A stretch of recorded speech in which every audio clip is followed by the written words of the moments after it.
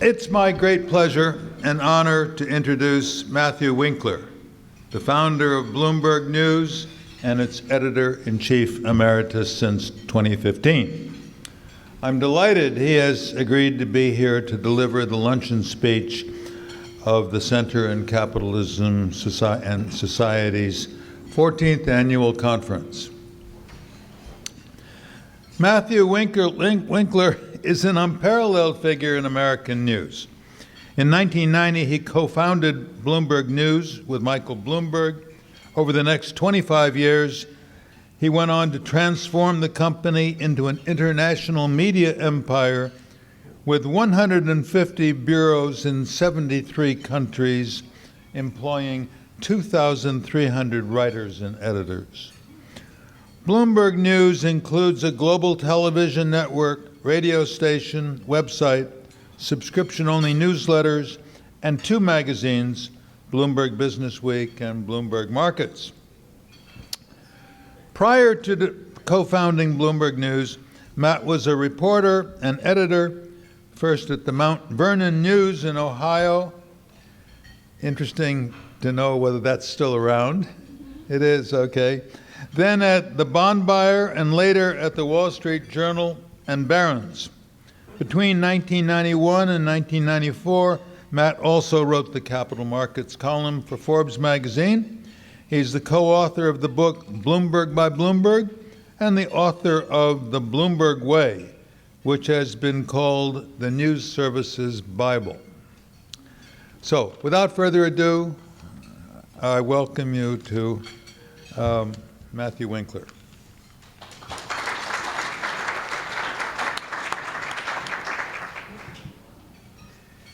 Thank you, Professor Phelps, for that very generous introduction, and it's a pleasure to be with you. I should say I come to this meeting, as you just learned, as a journalist, and I'm focused on corporate, economic, and investment data. That's been my specialty and avocation for many decades now. And I'm particularly interested in that data as a way to provide a perspective of the past year, which I think is why Professor Phelps actually asked me to come, because as we all know, there was an election recently, and the outcome was something of a surprise. And already missing probably from the narrative of this momentous event is that only 5 times in American history has the winner of the popular vote been a loser. And if the estimates are accurate, and it looks like by the day they are, Clinton will have won the vote by a margin of more than 2 million votes. And they're still piling up in California as we speak. But as you know, the media, my profession, has a tendency to favor winners, whoever they are, regardless of the circumstances. And this election so far shows no deviation from that tendency. And I say this because the historical fact of more Americans voting for Clinton by such a significant margin might help explain the data that I'm about to share with you that, as I said, was mostly missing from the narrative, the discussion over the past year. The first, and I want to thank my colleague Sasha Graf, who's my chief of staff, for being able to present these slides as I show them to you. The GDP of major economies over the past 30 years is what you're looking at. The US is the green line. Eurozone is yellow. China, which, as you know, is still a developing economy, not a developed economy, is red, but I put that in here because it's number 2. Japan is white, Germany is orange, UK is blue, and Canada is pink. And as you can see from this picture in front of you, there's only one line that is going up. The rest have rolled over since, I like to say, the worst recession since the Great Depression. I know everybody likes to use that word Great Recession, but I think it confuses more than clarifies. It was the worst recession since the Great Depression, and probably comes closest, were it not for the intervention of policymakers, of being another Great Depression. That's why it's worth showing here. And then a bigger snapshot is what's happened since 2008. The U.S. is the only major developed economy, the only major developed country with record GDP since 2008. Again, the U.S. is green, Eurozone is yellow, Japan is white, Germany is orange, UK is blue, and Canada is pink. I dare say at no point on any nightly news, morning news, evening news, online, in the whole discussion of whether the U.S. economy this past year, was there ever the mention, even parenthetically, that the U.S. is the only developed economy in the world that has record GDP. So that's why I share that with you, okay? No one has pointed that out. And again, I'm not an economist. I am just a newspaper man, really. That's where I began, and all I do is just observe the data as it presents itself. Now let's turn to the workforce.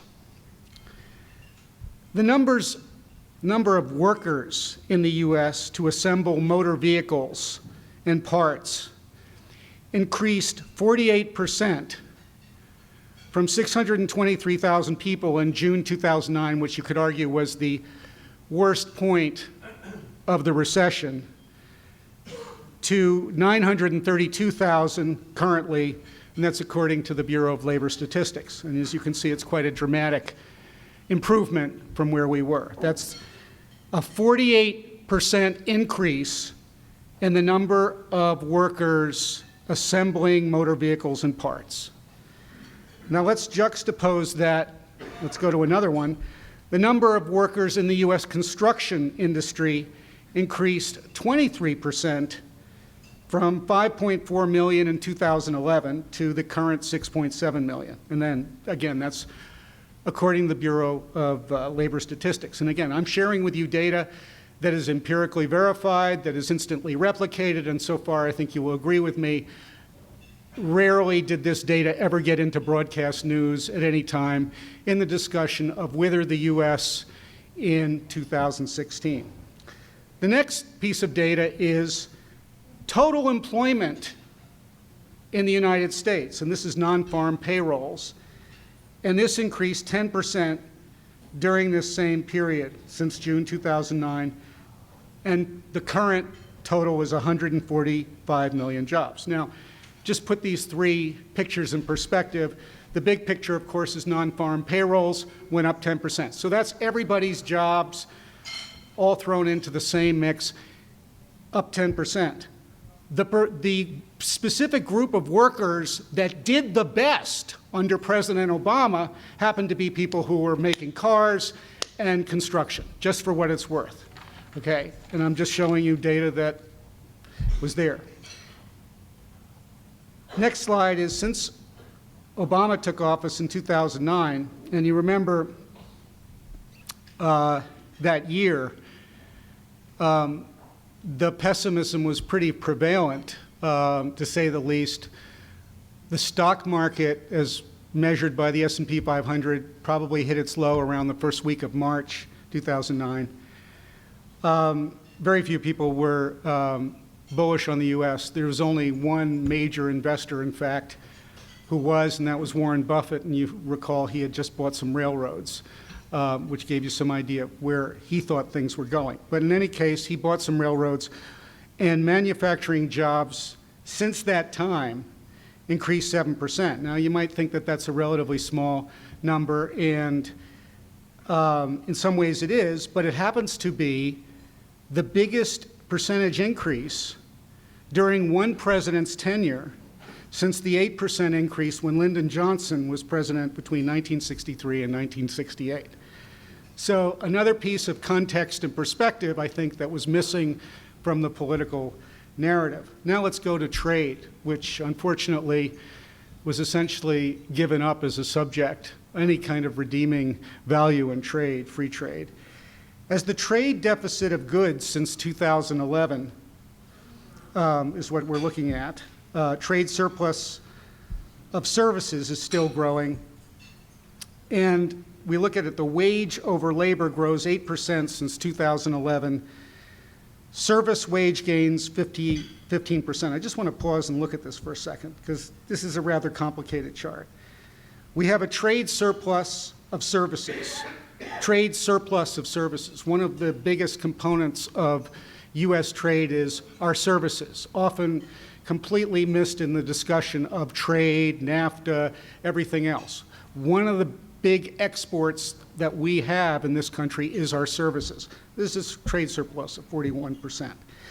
The trade deficit of goods more or less continues in a predictable pattern. Service wages gained 15% as overall wages gained 8%. I'm not making a judgment here, but I am just sharing with you a reality, which is that America still is an exporter, but one of the things it exports is services. Again, I found it hard to find any kind of sober discussion of that at any point, even in print journalism, on a daily basis. So far we have this conclusion. Blue collar, if you want to call them that, blue collar workers go back to work to get jobs faster than any other type of industry. Many blue collar workers may have moved to the service industry where there are higher and arguably greater opportunities for compensation, accelerating compensation. That's what those slides suggest. So now let's look at back to GDP. When we look at GDP growth of the U.S., it's been slowing to 1.5% this year. It's projected to grow 2.1% in the next 2 years. However, and one thing that we try to do at Bloomberg is look at everything in the context of relative value. The only way one can understand anything is its relative value. So when we look at where the U.S. is relative to everybody else in the world, and we're looking at the developed economies, slowing down is obviously a big problem and a big issue. But the U.S. is still performing better than any developed economy so far. And, you know, I've highlighted the U.S. Category in green, but if you look at every country mentioned here, Germany, the UK, France, Canada, Italy, Japan, and Russia, you can see that not only in 16, but 17 and 18, the performance isn't as good. So now let's turn to a favorite subject of mine, and I know a lot of economists, infrastructure and government spending. And I want to turn specifically to, of all places, Colorado, because it's a really good example, I think, of what happens when infrastructure is done in a very big way and how does it affect the economy.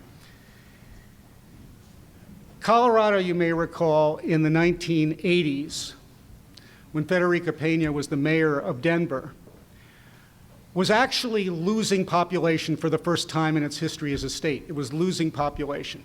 Denver was a shadow of its former self, and the outlook was bleak by the late 80s. And the mayor, with a very bipartisan group of people, businessmen, put forth a proposal to create what would be, what turns out to be, the first and only major new airport since Dallas-Fort Worth in the early 70s, the Denver International Airport. At the time, it ran into much criticism. It was considered a boondoggle. Crandall, when he was the CEO and chairman of American Airlines, actually ridiculed it as a field of dreams and said nobody would come, we don't need an airport. But if you look at what's happened to the state of Colorado, which is, of course, in the middle of the United States, landlocked, it's actually punched way above its weight ever since then. What you have here is non-farm payrolls, 1996 to 2016, and then you have Colorado up 37%, when the U.S. was up 20%. When we look at home value appreciation in Colorado, it beats the country. The home value of Colorado appreciated 137% since 1996, when the same measure for the country was 95%. So by the way, if you go to the Denver International Airport today, it's one of the less than 20 in the United States where there are daily flights to Asia, to Europe, and Central America. Hard to say that about anywhere that's number 22 in population, but it's an example of what a difference infrastructure can make in transforming an economy. And it's not just Democrats who say that, Republicans as well in the state of Colorado. Interestingly enough, in the whole year of campaigning and people talking about infrastructure, I don't think the Denver airport was mentioned once. I don't think Colorado was mentioned once. It is a very interesting state because it is the #1 destination for baby boomers and millennials alike. And that kind of tells you something right there. Okay, let's turn to one of my favorite subjects, Wall Street. There was a lot of bashing of Wall Street this year. Were it 2008, I suspect it would be entirely legitimate, but it's now 2016. And what we can show when we look at the things that Wall Street deals with is that household debt burden is way down, home equity values have come back, loans are more available. Just look at the Federal Reserve data of banks' willingness to lend, and the bad loan ratio is down as well. So Americans right now, this slide that you're looking at, are within 5 percentage points of the all-time high valuation of their homes in 2006. Now, everybody knows how terrible the financial crisis was, how devastating it was. So to understand, and it was the first time, by the way, in our lifetimes that housing values actually went down. Everybody until 2008 believed that your home was secure and it would see nothing but appreciation. Now and in the hereafter, obviously that wasn't true. But if we look at where we are today, you can see that there's been a dramatic recovery in people's biggest possession. Another piece of data that's interesting, which is household debt payments as a percentage of disposable income, have plummeted to 10% from 13.22% in 2007. Now that's a really important data because that says that Americans are actually in a better situation in terms of debt than they've been in a very long time, They're healthier. Let's turn back to labor. The labor participation rate has gone up to 62.8% from 62.4%. Well, not great numbers, you might say, except that this 12-month gain ending last month is the biggest advance since 1989. And, as a newsman, I always get, what gets my attention are superlatives. So that's a pretty interesting superlative, that you would see that kind of dramatic increase since 1989. Needless to say, I think you'll agree with me, almost everything I've shared with you so far, you didn't even see debated on anybody's news. Now let's turn to my favorite state, California, which I referenced at the outset of this discussion. In 2015, the gross domestic product of California advanced 5.7% to $2.5 trillion. That makes it 1/7 of the U.S. economy. There are 50 states. California is 1/7 of those 50 states in terms of GDP. The rest of the U.S., by the way, gained just 2.6% in 2015. So what's the significance of this? Okay, you read a lot and heard a lot about North Carolina. You read a lot and heard a lot about Michigan and Ohio and Pennsylvania and Florida. California created more jobs than Texas and Florida combined last year, okay? And with this GDP, it is now the 5th largest country in the world. It has supplanted in the past 3 years France and the UK and Brazil, not necessarily in that order. And because of Brexit, and because when you do the math on what the economic forecasts are this year and next year for the UK, you calculate the plummeting pound after Brexit, you wind up with California's GDP easily exceeding the UK, which it was behind at this time last year. But the bigger point is this about California. it is really a country. And unlike maybe other parts of this country, it is not polarized. Okay? It is a country where people's preferences and public policy converge seemingly harmoniously. And again, what California means to the United States in terms of its GDP, in terms of its job growth, much of what it has done in the past year is just completely missing from anybody's conversation. And as you can see from this chart, you see that California grew twice as fast as the rest of the United States. Another fact about California, during the past 5 years, the companies big and small in California, and what I'm talking about are the Russell 3000. So that's 3,000 companies. If you looked at those companies by every investment measure we have at Bloomberg, okay, return on assets, return on equity, all of the PE, everything that you can think of, companies domiciled in California outperform companies in the rest of the United States over 5 years and over 1 year, really pretty much any period. But this graph right here gives you a sense of that. Okay, let's turn to debt. Where we are with debt, because we're probably going to be talking about that for the next decade, increasingly. Corporations. When we look at U.S. companies today, all U.S. companies, again, let's take the Russell 3000, we find that the net debt ratio to earnings before interest, taxes, depreciation, amortization, that ratio of companies, say, from the S&P 500 index, it fell to the lowest point since at least 1990 when we began compiling that data, which means it actually may be the lowest ever, because if you think about where interest rates are today and where they've been, this debt ratio of American companies may be the lowest ever. So what does that mean? It actually means, because this ratio is arguably one of the most conservative measures of measuring the health of companies, means that American companies are the healthiest they've been in quite some time, maybe forever.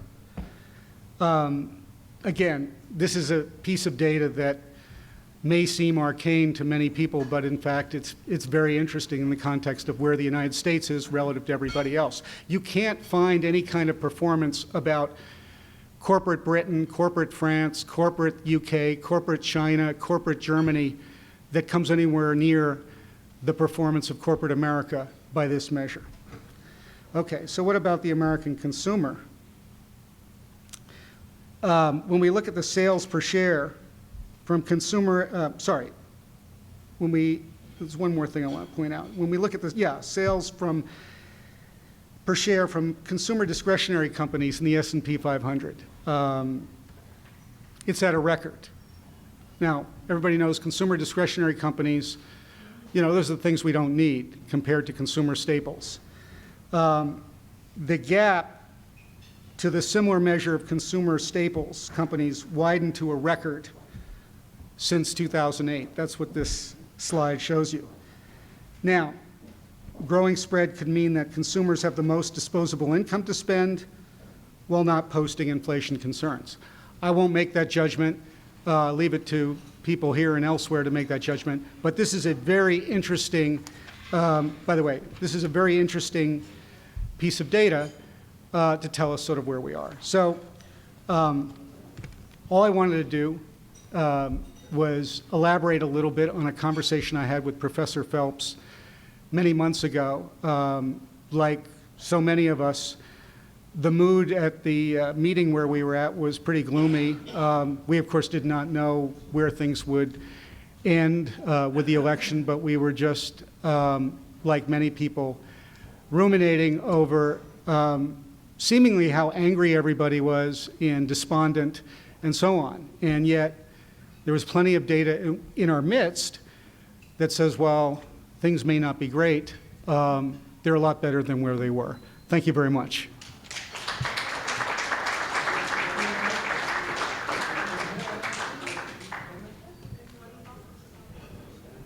There's time, plenty of time for questions. Yes. You got one right here, and you got one right here. You spoke about U.S. compared to Europe, which Europe doesn't do well in a lot of ways. Could you think some more about a 2% growth that we've been experiencing relative to, should it have been 4%? And if so, why the difference? Okay, that question is about why not 4% instead of 2%. Is that right? And the answer can't possibly come from me because I'm just a newsman and I just report on what I see, which is data. I try to become illuminated by talking to people like my good friend Professor Phelps, Dr. Phelps, and he has, as you well know, a very articulate theory and explanation about why we're not at 4%. All I do, or try to do, is just share with people as much data that is relevant to the discussion as possible. That's all I can do. So I can't give you an answer that you're seeking. You're going to have to get that from a much brighter light here than me. Nobody brighter than you, Matt. Edmond Fondery.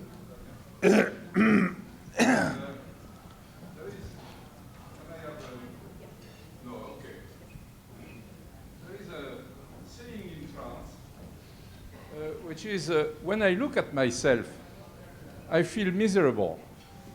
But when I compare myself to others, then I feel heartened.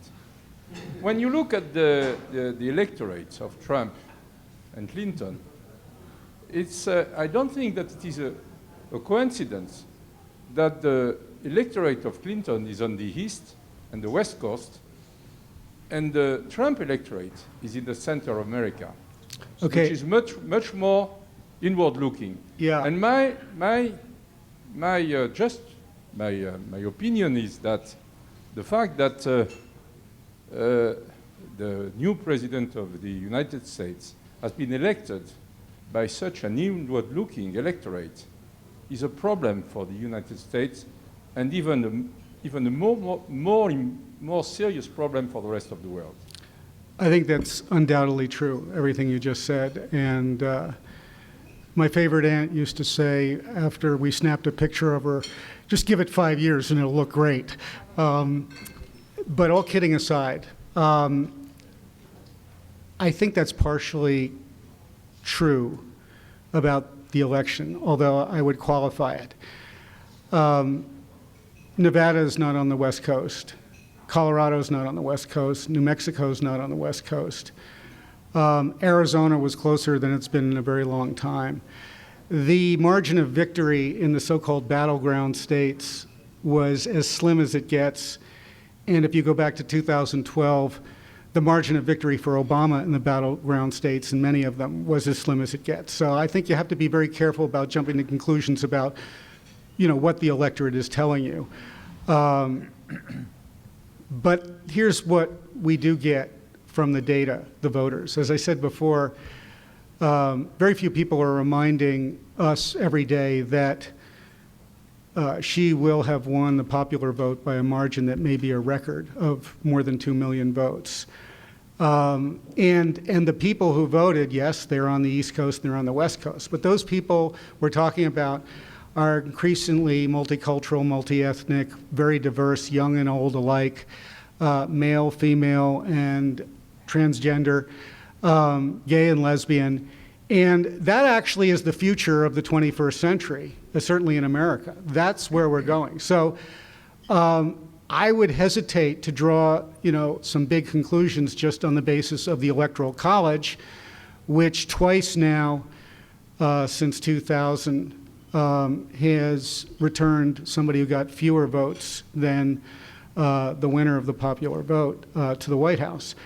I do think, the reason why I wanted to share this data is because I don't think the electorate has been well served by the discussion of what matters most to them. I don't think the electorate has heard enough from people who can report to them what the state of economic affairs is, even if it's not as good as it should be or once was, although it's questionable to say, were we ever in some kind of golden age. When I was talking to Professor Phelps about this very issue, I grew up in the 60s, And I remember and Professor Sennett, in fact, referenced him, a Southern politician, George Wallace, who had a very successful slogan, "Stand up for America." Sound familiar? And he did very well. He won Michigan, in fact. He won the state of Michigan. He won the state of Michigan when Michigan had an all-time high employment of everybody putting out automobiles, okay? That was the best we ever did in the 1960s, and George Wallace won Michigan. So I think there's something more going on here than sort of an economic backdrop, which the media likes to put in this box, and I don't think it's really as accurate as it's suggested. Padma, Professor Desai. Thank you, Professor Phelps. I believe that so far, monetary policy had to take the entire burden of propping up the economy since 2008 from the deep recession. Budgetary policy in the form of expanding federal expenditures did not have much of a role because the Republican-dominated Congress would not agree to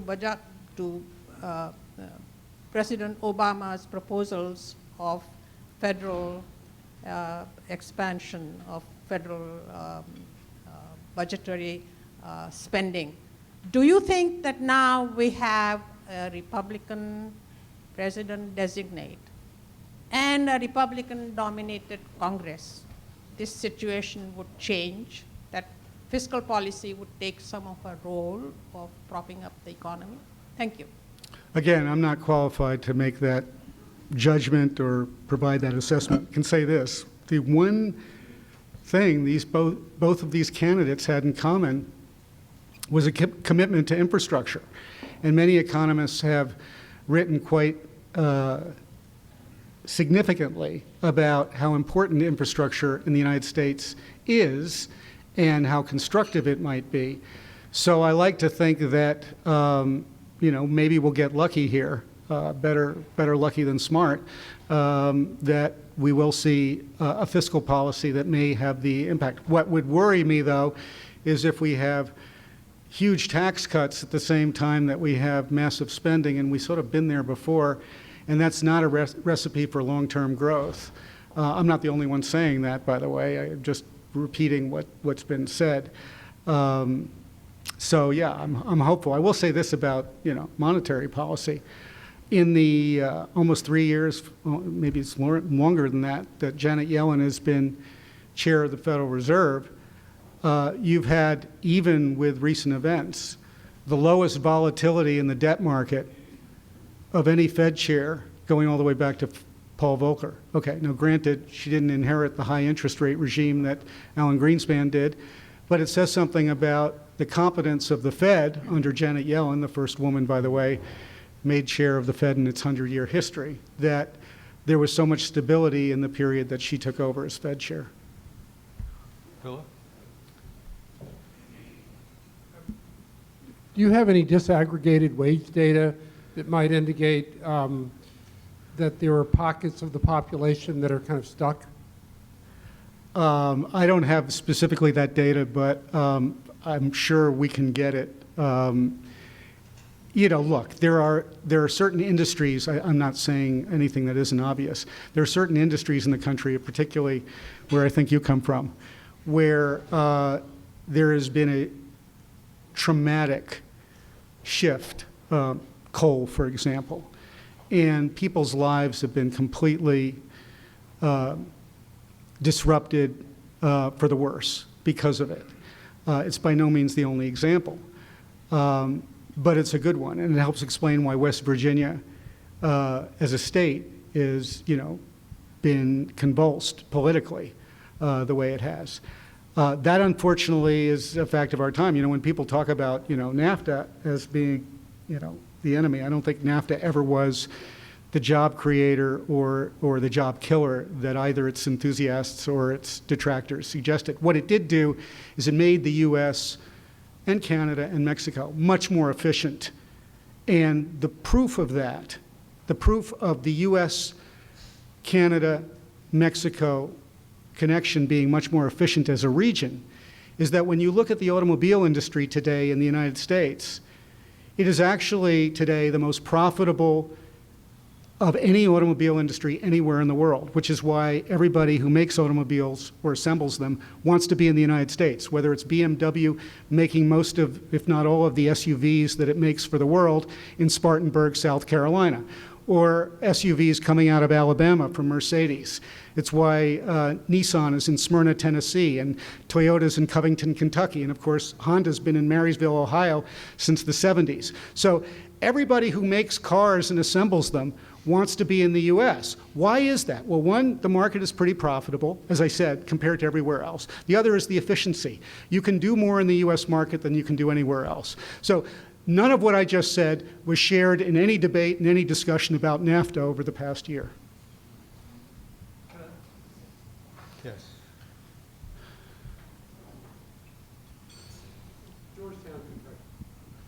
Georgetown, Kentucky. Sorry. Hi, Ed Stringham, economist, Trinity College. Will you give your name, please? Forgive me. Ed Georgetown, Stringham. Kentucky. You're absolutely right. Thank you. Hi, my name is Ed Stringham from Trinity College in Connecticut. I was just curious, I liked your charts, but I'm curious how you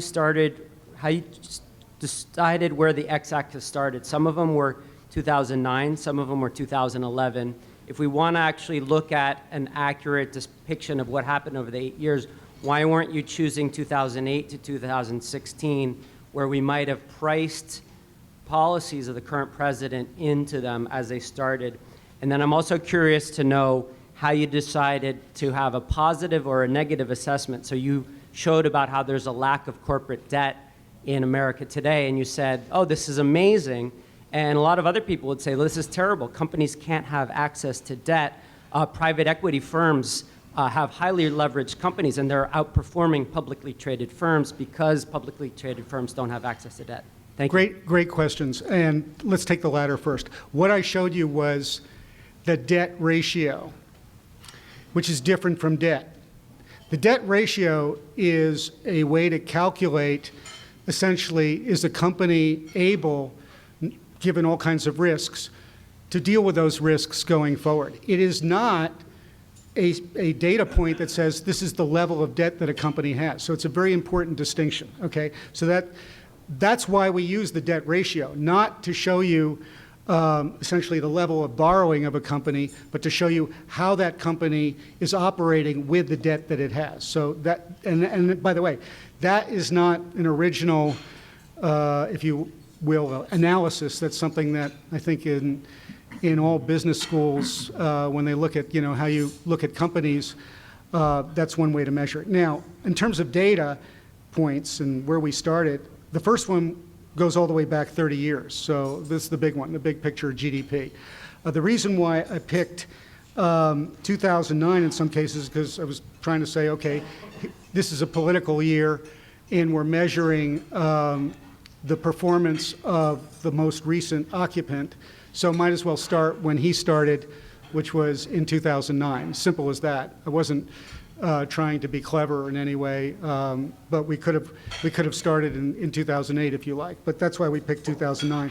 In terms of other years like 2011, we were looking at when did we start seeing the beginning of the recovery. The worst of the recession was in 2009. The recovery started to be evident in 2010, but it was really in 2011 that we started to see enough evidence to say this really is a recovery, and it's unmistakable. So those were the assumptions. They weren't, for anything other than that. That's the reason. Gilfie Zuega. Yes, one question about the media.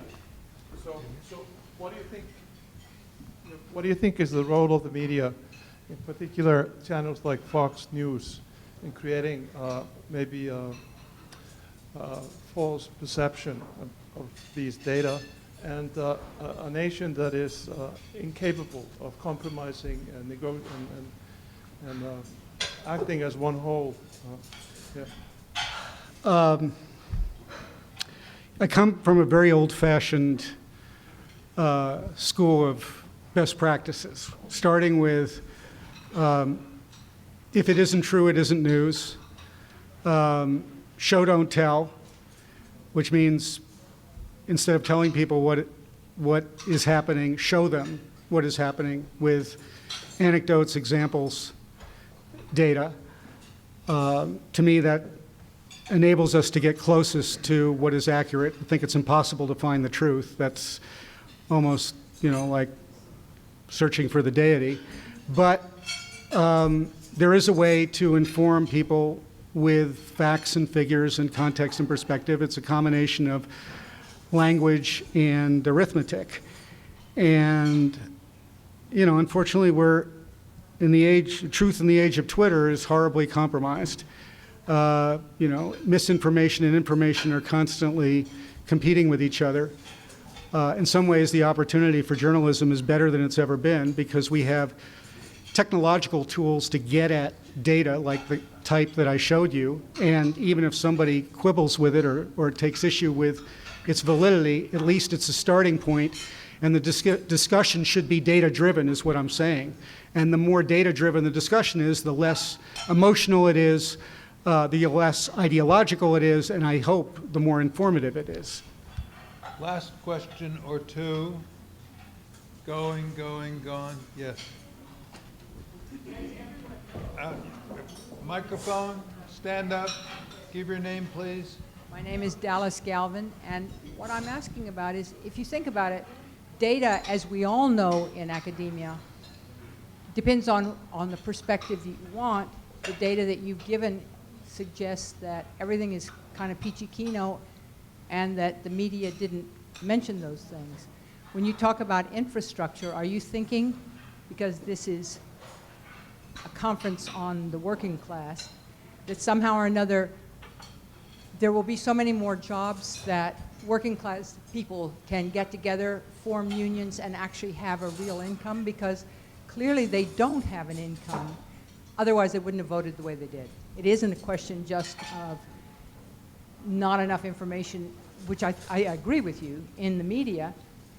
They look at their paychecks every week and they know they're not doing well.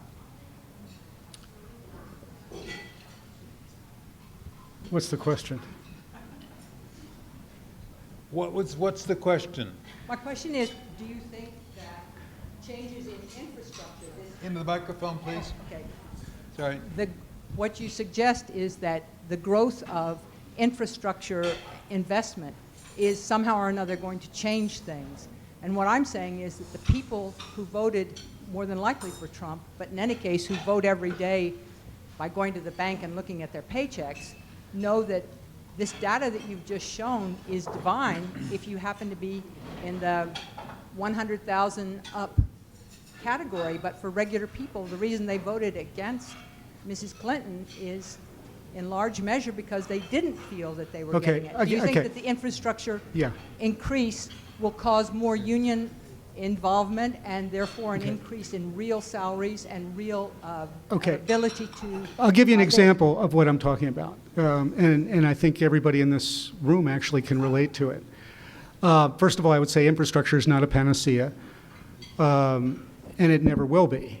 There happens to be, however, a growing, accelerating need for infrastructure spending and improvement because our roads, our bridges, and I don't need to go any further, are in such disrepair, not to mention lots of schools and hospitals and so on.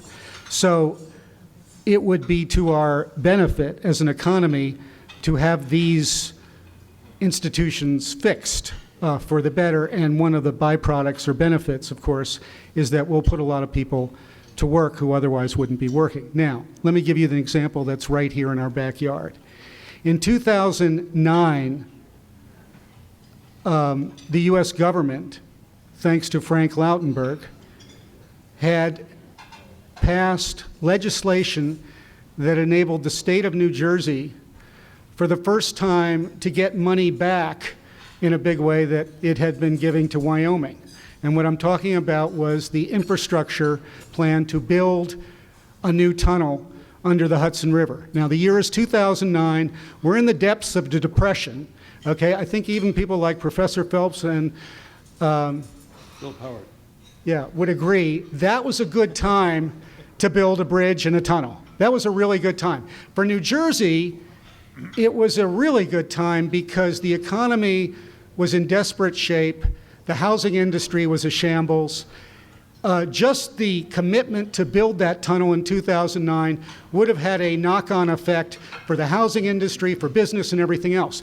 The governor, the new governor of New Jersey at the time, said he was worried about cost overruns at a time when we were entering maybe one of the greatest deflations in American history, when interest rates were headed for record lows. If ever there was a time to borrow money, 2009, 2010 was the period to do it, and the governor of New Jersey said, forget it. And we didn't do anything about it. That's why infrastructure matters, and that would have been a fabulous time to commit, and we could have done it. And there was the political will to do it in Washington. It just didn't happen locally in the state of New Jersey. Thank you very much, Thank you. Matthew. Let's give him a big hand. Thank you.